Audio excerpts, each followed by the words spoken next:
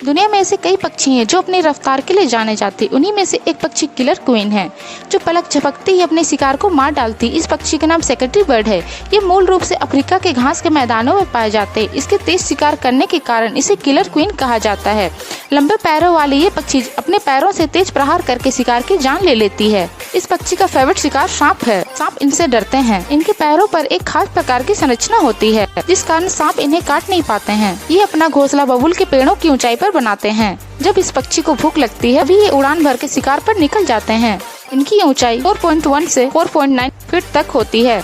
वहीं इनके पंख 6.9 फीट तक फैल सकते हैं। इनका वजन 5 से 9.4 पाउंड तक होता है। ये पक्षी दिखने में काफी सुंदर होते हैं।